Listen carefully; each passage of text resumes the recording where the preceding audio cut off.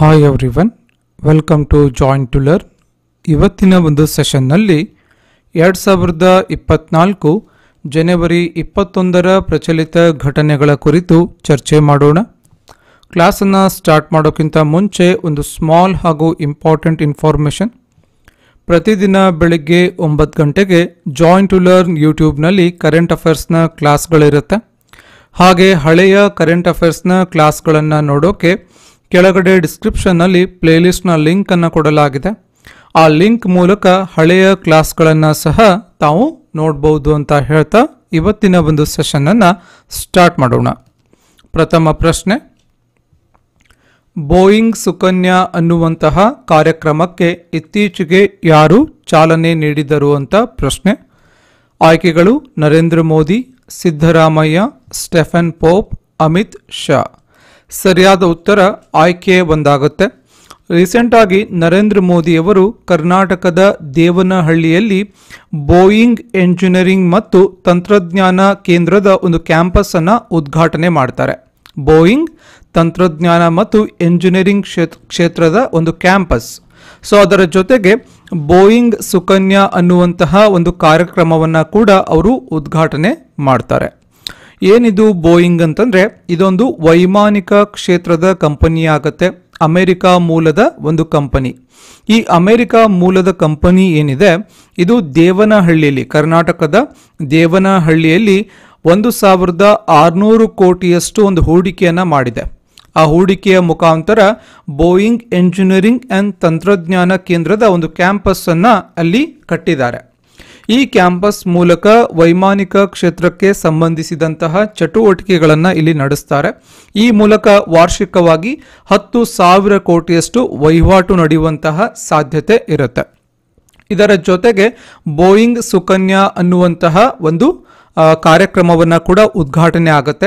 ಏನಿದು ಬೋಯಿಂಗ್ ಸುಕನ್ಯಾ ಅಂತಂದರೆ, ಮಹಿಳೆಯರಿಗೆ ವೈಮಾನಿಕ ಕ್ಷೇತ್ರ, ಒಂದು ಪೈಲಟ್ ಸೇರಿದಂತೆ ವೈಮಾನಿಕ ಕ್ಷೇತ್ರಕ್ಕೆ ಸಂಬಂಧಿಸಿದಂತಹ ಒಂದು ಮಾಹಿತಿ ಹಾಗೂ ತರಬೇತಿಯನ್ನು ನೀಡೋದು ಈ ಬೋಯಿಂಗ್ ಸುಕನ್ಯಾ ಅನ್ನುವಂತಹ ಕಾರ್ಯಕ್ರಮದ ಉದ್ದೇಶ ಆಗುತ್ತೆ. ಈ ಬೋಯಿಂಗ್ನ ಕ್ಯಾಂಪಸ್ ಏನು ಇನಾಗ್ರೇಟ್ ಆಗಿದೆ ಅಲ್ವಾ ದೇವನಹಳ್ಳಿಯಲ್ಲಿ, ಇದು ಬೋಯಿಂಗ್ ಕಂಪನಿಯ 2ನೇ ಅತಿ ದೊಡ್ಡ ಒಂದು ಕ್ಯಾಂಪಸ್ ಆಗುತ್ತೆ. ಆಲ್ರೆಡಿ ಇದರದ್ದು ಫಸ್ಟ್ ಒಂದು ದೊಡ್ಡ ಕ್ಯಾಂಪಸ್ ಇರೋದು ಅಮೆರಿಕಾದಲ್ಲಿ.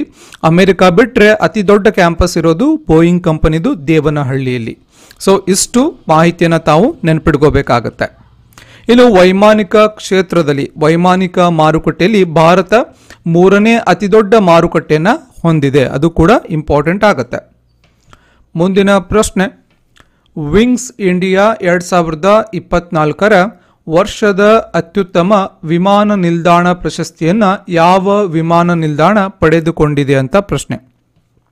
ಆಯ್ಕೆಗಳು: ಕೆಂಪೇಗೌಡ ಅಂತಾರಾಷ್ಟ್ರೀಯ ವಿಮಾನ ನಿಲ್ದಾಣ, ರಾಜೀವ್ ಗಾಂಧಿ ಅಂತಾರಾಷ್ಟ್ರೀಯ ವಿಮಾನ ನಿಲ್ದಾಣ, ದೇವಿ ಅಹಲ್ಯಾಬಾಯಿ ಹೋಳ್ಕರ್ ವಿಮಾನ ನಿಲ್ದಾಣ, ಸ್ವಾಮಿ ವಿವೇಕಾನಂದ ವಿಮಾನ ನಿಲ್ದಾಣ. ಸರಿಯಾದ ಉತ್ತರ ಆಯ್ಕೆ ಬಂದಾಗುತ್ತೆ ಕರ್ನಾಟಕದ ದೇವನಹಳ್ಳಿಯಲ್ಲಿರುವಂತಹ ಕೆಂಪೇಗೌಡ ಅಂತಾರಾಷ್ಟ್ರೀಯ ವಿಮಾನ ನಿಲ್ದಾಣ ಏನಿದೆ. ಸೊ ಈ ಒಂದು ವಿಮಾನ ನಿಲ್ದಾಣಕ್ಕೆ ವಿಂಗ್ಸ್ ಇಂಡಿಯಾ 2024 ಅನ್ನುವಂತಹ ಒಂದು ಪ್ರಶಸ್ತಿ, ಏನು ಈ ಒಂದು ಇವೆಂಟ್ನಲ್ಲಿ ಅತ್ಯುತ್ತಮ ವರ್ಷದ ವಿಮಾನ ನಿಲ್ದಾಣ ಅನ್ನುವಂತಹ ಒಂದು ಪ್ರಶಸ್ತಿ ಬಂದಿರುತ್ತೆ. ಹೈದರಾಬಾದ್ನಲ್ಲಿ ರೀಸೆಂಟ್ ಆಗಿ ಈ ಒಂದು ಕಾರ್ಯಕ್ರಮ ನಡೆಯುತ್ತೆ, ಈ ಒಂದು ಅವಾರ್ಡ್ ಫಂಕ್ಷನ್. ಈ ಹೈದರಾಬಾದ್ನಲ್ಲಿ ನಡೆದಂತಹ ವಿಂಗ್ಸ್ ಇಂಡಿಯಾ ಅವಾರ್ಡ್ಸ್ 2024 ಇಲ್ಲಿ ಈ ಒಂದು ಪ್ರಶಸ್ತಿಯನ್ನು ಕೊಡಲಾಗಿದೆ, ವರ್ಷದ ಅತ್ಯುತ್ತಮ ವಿಮಾನ ನಿಲ್ದಾಣ ಪ್ರಶಸ್ತಿ. ಯಾಕೆ ಕೊಟ್ಟಿದ್ದಾರೆ ಅಂತಂದರೆ, ಒಂದು ಕಾರ್ಯಕ್ರಮದ ಶ್ರೇಷ್ಠತೆ, ಪ್ರಯಾಣಿಕರಿಗೆ ಉತ್ತಮ ಅನುಭವವನ್ನು ಕೊಟ್ಟಿದ್ದಕ್ಕಾಗಿ, ಮತ್ತು ಅತ್ಯಾಧುನಿಕ ತಂತ್ರಜ್ಞಾನ ಮತ್ತು ಎಕೋ ಫ್ರೆಂಡ್ಲಿ ಅಂದರೆ ಏಕ ಬಳಕೆ ಪ್ಲಾಸ್ಟಿಕ್ ಅನ್ನು ಕೂಡ ಈ ವಿಮಾನ ನಿಲ್ದಾಣದಲ್ಲಿ ನಿಷೇಧ ಇರುತ್ತೆ. ಹೀಗೆ ಯಾವ ಯಾವ ಇನಿಷಿಯೇಟಿವ್ಸ್ ಅನ್ನು ತೆಗೆದುಕೊಂಡಿದೆ ಒಂದು ಕೆಂಪೇಗೌಡ ಅಂತಾರಾಷ್ಟ್ರೀಯ ವಿಮಾನ ನಿಲ್ದಾಣ. ಸೊ ಎಲ್ಲವನ್ನ ಕನ್ಸಿಡರ್ ಮಾಡಿ ಟೋಟಲ್ ಆಗಿ ವರ್ಷದ ಅತ್ಯುತ್ತಮ ವಿಮಾನ ನಿಲ್ದಾಣ ಅನ್ನುವಂತಹ ಒಂದು ಪ್ರಶಸ್ತಿಯನ್ನು ಕೊಟ್ಟಿರ್ತಾರೆ. ದೇಶದಲ್ಲಿ ಜಾತಿ ಗಣತಿ ನಡೆಸಿದ ಮೊದಲ ರಾಜ್ಯ ಯಾವುದು ಅಂತ ಸೊ ನೆನಪಿಟ್ಕೋಬೇಕಾಗತ್ತೆ. ಆಯ್ಕೆಗಳು: ಕರ್ನಾಟಕ, ಬಿಹಾರ್, ಆಂಧ್ರ ಪ್ರದೇಶ್, ಮಹಾರಾಷ್ಟ್ರ. ಸರಿಯಾದ ಉತ್ತರ ಆಯ್ಕೆ 2 ಆಗುತ್ತೆ. ಬಿಹಾರ್ ಏನಿದೆ ಅಲ್ವಾ, ಇದು ಭಾರತ ದೇಶದಲ್ಲಿ ಜಾತಿ ಗಣತಿಯನ್ನು ನಡೆಸಿದಂತಹ ಮೊದಲ ರಾಜ್ಯ ಆಗುತ್ತೆ. ಸೊ ಇವಾಗ ಯಾಕೆ ಈ ಕಾನ್ಸೆಪ್ಟ್ ಸುದ್ದಿಯಲ್ಲಿದೆ ಅಂತಂದರೆ, ಇವಾಗ ಆಂಧ್ರ ಪ್ರದೇಶ್ ಏನಿದೆ, ಸೊ ಆಂಧ್ರ ಪ್ರದೇಶ್ ಕೂಡ ಜಾತಿ ಗಣತಿಯನ್ನು ನಡೆಸೋಕೆ ಮುಂದಾಗಿದೆ. ಸೊ ಇದು ಎರಡನೇ ಒಂದು ರಾಜ್ಯ ಆಗುತ್ತೆ. ಜಾತಿ ಗಣತಿಯನ್ನು ನಡೆಸ್ತಾ ಇರುವಂತಹ ಎರಡನೇ ರಾಜ್ಯ ಆಂಧ್ರ ಪ್ರದೇಶ್, ಒಂದನೇ ರಾಜ್ಯ ಬಿಹಾರ್, ಎರಡನೇದು ಆಂಧ್ರ ಪ್ರದೇಶ್ ಆಗುತ್ತೆ. ಇತ್ತೀಚೆಗೆ ಬ್ರ್ಯಾಂಡ್ ಫೈನಾನ್ಸ್ ಪ್ರಕಟಿಸಿರುವಂತಹ ಗ್ಲೋಬಲ್ 500ರ ಪಟ್ಟಿಯಲ್ಲಿ ಯಾವ ಭಾರತೀಯ ಬ್ರ್ಯಾಂಡ್ ಮೊದಲ ಸ್ಥಾನದಲ್ಲಿದೆ ಅಂತ ಪ್ರಶ್ನೆ. ಸೊ ರೀಸೆಂಟ್ ಆಗಿ ಗ್ಲೋಬಲ್ ಫೈನಾನ್ಸ್, ಬ್ರ್ಯಾಂಡ್ ಫೈನಾನ್ಸ್ ಅನ್ನುವಂತಹ ಒಂದು ಏನು ವರದಿ ಬಿಡುಗಡೆ ಮಾಡುತ್ತೆ, ಒಂದು ರ್ಯಾಂಕ್ ಲಿಸ್ಟ್ ಅನ್ನು ಕೊಡುತ್ತೆ. ಬ್ರ್ಯಾಂಡ್ ಫೈನಾನ್ಸ್ ಗ್ಲೋಬಲ್ 500 ಅಂತ, ಗ್ಲೋಬಲ್ 500 ಅಂತ ಹೇಳಿ ಒಂದು ಪಟ್ಟಿಯನ್ನು ಬಿಡುಗಡೆ ಮಾಡುತ್ತೆ. ಈ ಒಂದು ಪಟ್ಟಿಯಲ್ಲಿ ಯಾವ ಭಾರತೀಯ ಬ್ರ್ಯಾಂಡ್ ಮೊದಲ ಸ್ಥಾನದಲ್ಲಿದೆ ಅಂತ ಪ್ರಶ್ನೆ. ಆಯ್ಕೆಗಳು Jio, life insurance corporation LIC, state bank of India SBI, ಮೇಲಿನ ಯಾವುದೂ ಅಲ್ಲ. ಸರಿಯಾದ ಉತ್ತರ ಆಯ್ಕೆಯ ಒಂದಾಗುತ್ತೆ. ಸೊ ಮುಖೇಶ್ ಅಂಬಾನಿಯವರು ಒಡೆತನದ ಜಿಯೋ ಕಂಪನಿ ಏನಿದೆ ಅದು ಬ್ರ್ಯಾಂಡ್ ಫೈನಾನ್ಸ್ ಬಿಡುಗಡೆ ಮಾಡಿರುವಂತಹ ಗ್ಲೋಬಲ್ 500 ಪಟ್ಟಿಯಲ್ಲಿ, ಗ್ಲೋಬಲ್ 500 ಪಟ್ಟಿಯಲ್ಲಿ ಭಾರತೀಯ ಬ್ರ್ಯಾಂಡ್ನ ಲಿಸ್ಟ್ನಲ್ಲಿ ಮೊದಲ ಸ್ಥಾನದಲ್ಲಿದೆ. ಸೊ ಇನ್ನು ಎರಡನೇ ಸ್ಥಾನದಲ್ಲಿ LIC ಬರುತ್ತೆ, LIC ಎರಡನೇ ಸ್ಥಾನದಲ್ಲಿದೆ. ಹಾಗೆ ಮೂರನೇ ಸ್ಥಾನದಲ್ಲಿ SBI, state bank of India, so ಮೂರನೇ ಸ್ಥಾನದಲ್ಲಿದೆ. ಇವು ಭಾರತೀಯ ಬ್ರ್ಯಾಂಡ್ಗಳು ಟಾಪ್ 3 ಬರೋದು. ಫಸ್ಟ್ ಒನ್ ಜಿಯೋ ಬರುತ್ತೆ, second one LIC, third one SBI. ಇನ್ನು ಒಟ್ಟಾರೆಯಾಗಿ ಜಾಗತಿಕವಾಗಿ ನೋಡೋದಾದರೆ ಜಿಯೋ ಏನು ಇದೆ ಅಲ್ವಾ, ಈ ಜಿಯೋ ಬ್ರ್ಯಾಂಡ್ ಏನಿದೆ ಅದು ಜಾಗತಿಕವಾಗಿ ಹೇಳೋದಾದರೆ ಅದು 17ನೇ ಸ್ಥಾನದಲ್ಲಿ ಬರುತ್ತೆ. ಜಾಗತಿಕವಾಗಿ 17ನೇ ಸ್ಥಾನದಲ್ಲಿ ಬರುತ್ತೆ. ಭಾರತೀಯವಾಗಿ ಫಸ್ಟ್ ಪ್ಲೇಸು, ಬಟ್ ಜಾಗತಿಕವಾಗಿ 17ನೇ ಸ್ಥಾನದಲ್ಲಿದೆ. ವಿಶ್ವಸಂಸ್ಥೆಯ ಪ್ರಕಾರ ಒಬ್ಬ ಬಡ ವ್ಯಕ್ತಿಯ ಪ್ರತಿದಿನದ ಆದಾಯ ಎಷ್ಟಿರಬೇಕು ಅಂತ ಹೇಳಿ ಕೇಳಿದ್ದಾರೆ. ಆಯ್ಕೆಗಳು 350ಕ್ಕಿಂತ ಕಡಿಮೆ, 280ಕ್ಕಿಂತ ಕಡಿಮೆ, 168ಕ್ಕಿಂತ ಕಡಿಮೆ, 103ಕ್ಕಿಂತ ಕಡಿಮೆ. ಸರಿಯಾದ ಉತ್ತರ ಆಯ್ಕೆ 3 ಆಗುತ್ತೆ. ವಿಶ್ವಸಂಸ್ಥೆಯ ಪ್ರಕಾರ ಒಬ್ಬ ಬಡ ವ್ಯಕ್ತಿಯ ಪ್ರತಿದಿನದ ಆದಾಯ ಎಷ್ಟಿರಬೇಕು ಅಂತಂದರೆ 168 ಅಥವಾ ಅದಕ್ಕಿಂತ ಕಡಿಮೆ. ಸೊ ಇಷ್ಟಿತ್ತು ಅಂದರೆ ಅವರು ಬಡ ವ್ಯಕ್ತಿ ಅಂತ ಹೇಳಿ ವಿಶ್ವಸಂಸ್ಥೆಯ ಪ್ರಕಾರ ಕನ್ಸಿಡರ್ ಆಗುತ್ತೆ. ವಿಶ್ವಸಂಸ್ಥೆಯ ಒಂದು ವರದಿ ಹೇಳುತ್ತೆ ಜಗತ್ತಿನಲ್ಲಿ 80 ಕೋಟಿಯಷ್ಟು ಬಡವರಿದ್ದಾರೆ. ಅಂದರೆ ಅವರು ಆದಾಯ ಏನಿದೆ ಅಂತಂದರೆ ಅರೌಂಡ್ 103 ರೂಪಾಯಿ ಇದೆ. ಪ್ರತಿದಿನದ ಆದಾಯ 103 ರೂಪಾಯಿ ಇದೆ. ಸುಮಾರು 80 ಕೋಟಿಯಷ್ಟು ಜನ ವಿಶ್ವದಲ್ಲೇ, ಜಗತ್ತಿನಲ್ಲೇ ಅಷ್ಟು ಜನರ ಆದಾಯ ಡೈಲಿ ಓನ್ಲಿ 103 ರೂಪೀಸ್ ಇದೆ. ಸೊ ಅವರನ್ನು ಬಡವರು ಅಂತ ಹೇಳಿ ಕನ್ಸಿಡರ್ ಮಾಡ್ತಾರೆ. ಇನ್ನು ಭಾರತದಲ್ಲಿ ಇತ್ತೀಚೆಗೆ ನೀತಿ ಆಯೋಗ ಒಂದು ವರದಿ ಬಿಡುಗಡೆ ಮಾಡುತ್ತೆ. ಅದರಲ್ಲಿ ಕಳೆದ 9 ವರ್ಷಗಳಲ್ಲಿ 24.82 ಕೋಟಿಯಷ್ಟು ಜನ ಏನಿದ್ದಾರೆ ಭಾರತೀಯರು ಬಹು ಆಯಾಮದ ಬಡತನದಿಂದ ಹೊರಗಡೆ ಬಂದಿದ್ದಾರೆ ಅಂತ ಹೇಳಿ ಈ ಒಂದು ವರದಿ ಹೇಳುತ್ತೆ. ಭಾರತದಲ್ಲಿ ಬಡತನದ ಮಟ್ಟ ಏನಿದೆ ಅದು 2014ರಲ್ಲಿ 29.17ರಷ್ಟಿತ್ತು. ಬಟ್ ಇವಾಗ 2023ರಲ್ಲಿ 11.28% ಇಳಿದಿರುತ್ತೆ. ಸೊ ಈ ಒಂದು ಕನ್ಸಿಡರೇಬಲ್ ಡಿಕ್ರೀಸ್ ಏನಾಗಿದೆ ಏನು ಬಡತನದಲ್ಲಿ, ಇದು ಒಂದು ಪ್ರೋಗ್ರೆಸ್ ಅನ್ನ ಭಾರತದಲ್ಲಿ ಹೇಳುತ್ತೆ.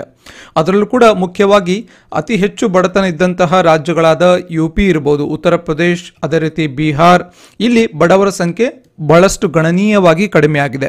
UPಯಲ್ಲಿ ಅತಿ ಹೆಚ್ಚು ಅಂದರೆ 5.94 ಕೋಟಿಯಷ್ಟು ಬಡವರ ಸಂಖ್ಯೆ ಏನಾಗಿದೆ ಕಡಿಮೆ ಆಗಿದೆ. ಇನ್ನು ಬಿಹಾರ್ನಲ್ಲಿ 3.77 ಕೋಟಿಯಷ್ಟು ಬಡವರ ಸಂಖ್ಯೆ ಕಡಿಮೆ ಆಗಿದೆ.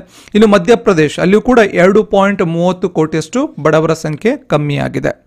ಸೊ ಇದಕ್ಕೆಲ್ಲ ಕಾರಣ ಕೇಂದ್ರ ಸರ್ಕಾರದ ಕೆಲವೊಂದು ಯೋಜನೆಗಳಿದೆ. ಫಾರ್ ಎಕ್ಸಾಂಪಲ್ ಪ್ರಧಾನಮಂತ್ರಿ ಗರೀಬ್ ಕಲ್ಯಾಣ್ ಯೋಜನಾ, ಪ್ರಧಾನಮಂತ್ರಿ ಗರೀಬ್ ಕಲ್ಯಾಣ್ ಅನ್ನ ಯೋಜನಾ, ಇದರಲ್ಲಿ ಬಡವರಿಗೆ ಒಂದು ಉಚಿತ ಆಹಾರ ಪದಾರ್ಥವನ್ನ ವಿತರಣೆ ಮಾಡ್ತಾರೆ. ಹಾಗೆ PM ಆವಾಸ್ ಯೋಜನೆ, ಇಲ್ಲಿ ಬಡವರಿಗೆ ಮನೆಯನ್ನ ಕೂಡ ಕೊಡಲಾಗಿದೆ. ಅದೇ ರೀತಿ ಪ್ರಧಾನಮಂತ್ರಿ ಜನ್ ಧನ್ ಯೋಜನಾ, ಇಲ್ಲಿ ಎಲ್ಲರಿಗೂ ಕೂಡ ಒಂದು 0 ಅಕೌಂಟ್ ಬ್ಯಾಲೆನ್ಸ್, ಅಲ್ಲಿಯೂ ಕೂಡ ಒಂದು ಉಚಿತವಾಗಿ ಒಂದು ಬ್ಯಾಂಕ್ ಅಕೌಂಟ್ ಅನ್ನು ತೆರೆಯುವಂತಹ ಅವಕಾಶ. ಆ ಮೂಲಕ ಯಾವುದೇ ಒಂದು ಸ್ಕೀಮ್ ಇರಬಹುದು, ಏನೇ ಸ್ಕೀಮ್ ಇದ್ರೂ ಕೂಡ ನೇರವಾಗಿ ಅದರ ಬೆನಿಫಿಟ್ ಅನ್ನ ಬಡವರಿಗೆ ಥ್ರೂ ಬ್ಯಾಂಕ್ ಬೆನಿಫಿಷರಿ ಅಂದರೆ direct transfer, DBT, direct transfer method ಅನ್ನ ಇಲ್ಲಿ ಅಡಾಪ್ಟ್ ಮಾಡ್ತಾ ಇದ್ದಾರೆ. ಸೊ ಇದೆಲ್ಲ ಆಗಬೇಕು ಅಂತಂದ್ರೆ ಅವ್ರಿಗೆ ಬ್ಯಾಂಕ್ ಅಕೌಂಟ್ ಇರಬೇಕಾಗಿತ್ತು. ಈ ಎಲ್ಲ ಕಾರಣದಿಂದ ಅಲ್ಲೇನಾಗಿದೆ ಬಡತನದ ಸಂಖ್ಯೆ ಕಡಿಮೆ ಆಗಿದೆ ಅಂತ ಹೇಳಿ ಕೇಂದ್ರ ಸರ್ಕಾರದ ಒಂದು ಕಾರ್ಯಕ್ರಮಗಳು ಹೇಳುತ್ತೆ. ಮುಂದಿನ ಪ್ರಶ್ನೆ, ಸಾಮಾಜಿಕ ನ್ಯಾಯ ಪ್ರತಿಮೆ ಇತ್ತೀಚೆಗೆ ಸುದ್ದಿಯಲ್ಲಿದ್ದು ಇದು ಯಾವ ರಾಜ್ಯದಲ್ಲಿದೆ ಅಂತ ಪ್ರಶ್ನೆಯನ್ನ ಕೇಳಲಾಗಿದೆ. ಆಯ್ಕೆಗಳು ಕರ್ನಾಟಕ, ರಾಜಸ್ಥಾನ್, ಆಂಧ್ರ ಪ್ರದೇಶ್, ತೆಲಂಗಾಣ. ಸರಿಯಾದ ಉತ್ತರ ಆಯ್ಕೆ 3 ಆಗುತ್ತೆ. ಆಂಧ್ರ ಪ್ರದೇಶದಲ್ಲಿ ಸಾಮಾಜಿಕ ನ್ಯಾಯ ಪ್ರತಿಮೆ ಈ ಒಂದು ಸ್ಥಾಪನೆಯಾಗಿದೆ. ಸಾಮಾಜಿಕ ನ್ಯಾಯ ಪ್ರತಿಮೆ ಇದು ನಮ್ಮ ಸಂವಿಧಾನ ಶಿಲ್ಪಿ ಡಾಕ್ಟರ್ ಬಾಬಾ ಸಾಹೇಬ್ ಅಂಬೇಡ್ಕರ್ ಅವರಿಗೆ ಸಂಬಂಧಪಟ್ಟಂತಹ ಪ್ರತಿಮೆ ಆಗುತ್ತೆ. ಅವರ ಪ್ರತಿಮೆ. ಇದರ ಒಟ್ಟು ಎತ್ತರ 206 ಅಡಿ ಎತ್ತರ ಇದೆ. ಟೋಟಲ್ ಇದರ ಒಂದು ಎತ್ತರ. ಸೊ ಮುಖ್ಯವಾಗಿ ಒಂದು ಪೋಡಿಯಂ ಅನ್ನ ನಿರ್ಮಾಣ ಮಾಡಿದ್ದಾರೆ. ಆ ಪೋಡಿಯಂನ ಎತ್ತರ 81 ಅಡಿ ಇದೆ. ಅದರ ಮೇಲೆ ಪ್ರತಿಮೆ ಇದೆ. ಪ್ರತಿಮೆ ಎತ್ತರ 125 ಅಡಿ ಇದೆ. ಟೋಟಲ್ ಆಗಿ 206 ಅಡಿ ಎತ್ತರ ಇದೆ. ಜಗತ್ತಿನಲ್ಲೇ ಅತ್ಯಂತ ಎತ್ತರದ BR ಅಂಬೇಡ್ಕರ್ ಅವರ ಪ್ರತಿಮೆ ಇದಾಗುತ್ತೆ. ಅದು ಕೂಡ ನೆನಪಿಟ್ಕೋಬೇಕು. ಜಗತ್ತಿನಲ್ಲಿ ಅತ್ಯಂತ ಎತ್ತರವಾದಂತಹ BR ಅಂಬೇಡ್ಕರ್ ಅವರ ಪ್ರತಿಮೆ ಎಲ್ಲಿದೆ ಅಂತ ಕೇಳಿದ್ರೆ ಆಂಧ್ರ ಪ್ರದೇಶದಲ್ಲಿದೆ. ಅದಕ್ಕೆ ಹೆಸರು ಸಾಮಾಜಿಕ ನ್ಯಾಯ ಪ್ರತಿಮೆ ಅಂತ. ಇನ್ನು ತೆಲಂಗಾಣದಲ್ಲೂ ಕೂಡ ಒಂದು ಅಂಬೇಡ್ಕರ್ ಅವರ ಪ್ರತಿಮೆ ಇದೆ. ಅಲ್ಲೂ ಕೂಡ 125 ಅಡಿ ಬರುತ್ತೆ ಅದು ಟೋಟಲ್ ಆಗಿ. ಸೊ ಅದು ಕೂಡ ಇಂಪಾರ್ಟೆಂಟ್ ಆಗುತ್ತೆ. ಇನ್ನು ಟೋಟಲ್ ಆಗಿ ಹೇಳೋದಾದ್ರೆ ಸರ್ದಾರ್ ವಲ್ಲಭಾಯ್ ಪಟೇಲ್ ಅವರ ಪ್ರತಿಮೆ ಏನಿದೆ, ಸ್ಟ್ಯಾಚ್ಯೂ ಆಫ್ ಯೂನಿಟಿ, ಸೊ ಏಕತೆಯ ಪ್ರತಿಮೆ ಏನಿದೆ ಅದು 790 ಅಡಿ ಇದೆ. 790 ಅಡಿ ಎತ್ತರ ಇದೆ. ಅದು ವಿಶ್ವದಲ್ಲೇ ಅತ್ಯಂತ ಎತ್ತರದ ಪ್ರತಿಮೆ ಆಗುತ್ತೆ. ನೆನಪಿಟ್ಕೋಬೇಕು. ಸರ್ದಾರ್ ವಲ್ಲಭಾಯ್ ಪಟೇಲ್ ಅವರ ಒಂದು ಸ್ಟ್ಯಾಚ್ಯೂ ಆಫ್ ಯೂನಿಟಿ ಏನಿದೆ, ಸೊ ಏಕತೆಯ ಪ್ರತಿಮೆ ಅದು ಗುಜರಾತ್ನಲ್ಲಿದೆ. ಅದರ ಎತ್ತರ 790 ಅಡಿ. ಇದು ಜಗತ್ತಿನಲ್ಲೇ ಅತ್ಯಂತ ಎತ್ತರವಾದಂತಹ ಒಂದು ಪ್ರತಿಮೆ ಆಗುತ್ತೆ. ಪ್ರೋಬ್ಸ್ ಪ್ರಕಾರ ಮೀಸಲು ಚಿನ್ನ ರ್ಯಾಂಕಿಂಗ್ನಲ್ಲಿ ಮೊದಲ ಸ್ಥಾನದಲ್ಲಿರುವಂತಹ ದೇಶ ಯಾವುದು ಅಂತ ಪ್ರಶ್ನೆ. ಆಯ್ಕೆಗಳು ಭಾರತ, ಚೀನಾ, ಅಮೆರಿಕ, ರಷ್ಯಾ. ಸರಿಯಾದ ಉತ್ತರ ಆಯ್ಕೆ 3 ಆಗುತ್ತೆ. ಅಮೆರಿಕ ಪ್ರೋಬ್ಸ್ ಬಿಡುಗಡೆ ಮಾಡಿದಂತಹ ಮೀಸಲು ಚಿನ್ನ ರ್ಯಾಂಕಿಂಗ್ನಲ್ಲಿ ಮೊದಲ ಸ್ಥಾನದಲ್ಲಿದೆ. ಏನಿದು ಮೀಸಲು ಚಿನ್ನ ರ್ಯಾಂಕಿಂಗ್ ಅಂತಂದರೆ, ಮೀಸಲು ಚಿನ್ನ ಸಂಗ್ರಹ ಏನಿದೆ, ಒಂದು ದೇಶದಲ್ಲಿ ಎಷ್ಟು ಒಂದು ರಿಸರ್ವ್ ಇರುತ್ತೆ, ಗೋಲ್ಡು ಮೀಸಲಾಗಿರುತ್ತೆ, ಚಿನ್ನವನ್ನು ಸಂಗ್ರಹ ಮಾಡಿರ್ತಾರೆ, ಅದು ಆ ದೇಶದ ಸಾಲ ಪಡೆಯುವಂತಹ ಅರ್ಹತೆಯನ್ನು ಸೂಚಿಸುತ್ತೆ. ಸೊ ಎಷ್ಟು ಒಂದು ಗೋಲ್ಡ್ನ ಒಂದು ರಿಸರ್ವ್ ಇರುತ್ತೆ, ಅದರ ಮೇಲೆ ಒಂದು ಸಾಲ ಪಡೆಯುವಂತಹ ಅರ್ಹತೆಯನ್ನು ಡಿಸೈಡ್ ಮಾಡುತ್ತೆ. ಹಾಗಾಗಿ ಈ ಒಂದು ಲಿಸ್ಟ್ನಲ್ಲಿ ಅತಿ ಹೆಚ್ಚು ಚಿನ್ನವನ್ನು ಸಂಗ್ರಹ ಮಾಡಿರೋದು ಅಮೆರಿಕ. ಸೊ ಅಮೆರಿಕ ನಂಬರ್ 1 ಪ್ಲೇಸಲ್ಲಿ ಬರುತ್ತೆ. ಇನ್ನು 2ನೇ ಸ್ಥಾನದಲ್ಲಿ ಜರ್ಮನಿ ಬರುತ್ತೆ. ಜರ್ಮನಿ 2nd ಪ್ಲೇಸ್ನಲ್ಲಿ, ಇಟಲಿ 3rd ಪ್ಲೇಸ್ನಲ್ಲಿ ಬರುತ್ತೆ. ಹಾಗೆ ಫ್ರಾನ್ಸ್ ಏನಿದೆ ಅದು 4th ಪ್ಲೇಸಲ್ಲಿ ಬರುತ್ತೆ. ಭಾರತ 9ನೇ ಪ್ಲೇಸ್ನಲ್ಲಿ ಬರುತ್ತೆ. So first America, 2nd Germany, 3rd Italy, 4th France, Bharat 9ನೇ ಸ್ಥಾನದಲ್ಲಿದೆ. ಸೊ ಅಮೆರಿಕ ಒಟ್ಟು 8,136 ಕೋಟಿಗಳಷ್ಟು 81,336 ಕೋಟಿ 81,336 ಕೋಟಿಯಷ್ಟು ಟನ್ನಷ್ಟು ಸೊ ಇಷ್ಟು ಒಂದು ಚಿನ್ನವನ್ನು ಸಂಗ್ರಹ ಮಾಡಿದೆ.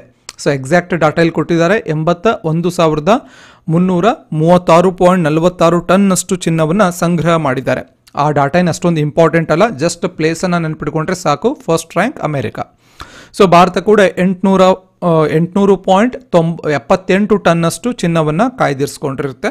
ಬಟ್ ಇಲ್ಲಿ exam point of view important ಏನು ಅಂತಂದರೆ ಯಾವುದು ರ್ಯಾಂಕ್ ಇದೆ ಮತ್ತು ಭಾರತದ ಸ್ಥಾನ ಎಷ್ಟಿದೆ ಅಷ್ಟೇ ತಾವು ನೆನಪಿಟ್ಕೊಂಡ್ರೆ ಸಾಕು. ಇನ್ನು ಒಂದು ವಾಕ್ಯದ ಪ್ರಚಲಿತ ಘಟನೆಗಳನ್ನು ನೋಡೋಣ. ಗೆಳತಿ ಯೋಜನೆ ಇದು ಕರ್ನಾಟಕ ಸರ್ಕಾರದ ಯೋಜನೆ ಆಗುತ್ತೆ. ಆಸಿಡ್ ದಾಳಿಗೆ ಒಳಗಾದಂತಹ ಮಹಿಳೆಯರಿಗೆ ಪುನರ್ ವಸತಿ ಕಲ್ಪಿಸುವಂತಹ ಯೋಜನೆ ಆಗುತ್ತೆ. ಇನ್ನು ಕರ್ನಾಟಕ ಹೈಕೋರ್ಟ್ನ ಮುಖ್ಯ ನ್ಯಾಯಮೂರ್ತಿ ಪ್ರಸನ್ನ ಬಾಳಚಂದ್ರ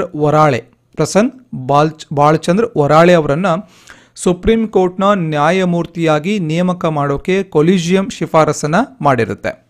ಸೊ ಇನ್ನು 3rd ಪಾಯಿಂಟ್ ನೋಡೋಣ.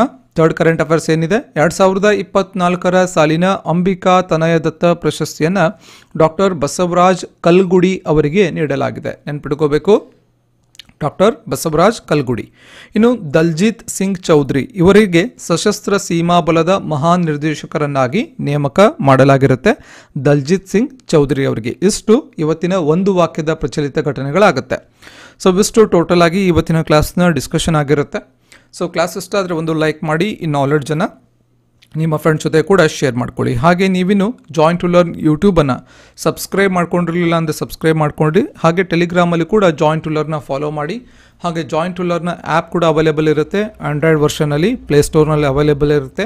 ಅಲ್ಲೂ ಕೂಡ ನೀವು ಆ್ಯಪನ್ನು ಡೌನ್ಲೋಡ್ ಮಾಡಿಕೊಂಡು ಟೆಸ್ಟ್ಗಳನ್ನು ಮತ್ತು ಕರೆಂಟ್ ಅಫೇರ್ಸನ್ನು ಒಂದು ನೋಟ್ಸನ್ನು ಕೂಡ ಪಡ್ಕೋಬೋದು ಮತ್ತು ಟೆಸ್ಟನ್ನು ಕೂಡ ಅಲ್ಲಿ ಅಟೆಂಡ್ ಆಗ್ಬೋದು ಅಂತ ಹೇಳ್ತಾ, ಹಾಗೆ ನಿಮ್ಮ ವ್ಯಾಲ್ಯೂಯಬಲ್ ಕಾಮೆಂಟ್ಸನ್ನು ಕೆಳಗಡೆ ಕಾಮೆಂಟ್ ಸೆಕ್ಷನಲ್ಲಿ ಕಾಮೆಂಟ್ ಮಾಡಿ ಅಂತ ಹೇಳ್ತಾ, ಮತ್ತೆ ಮುಂದಿನ ಸೆಷನ್ನಲ್ಲಿ ಮತ್ತೊಂದು ವಿಷಯದ ಕುರಿತು ಮಾತನಾಡೋಣ. ಧನ್ಯವಾದಗಳು.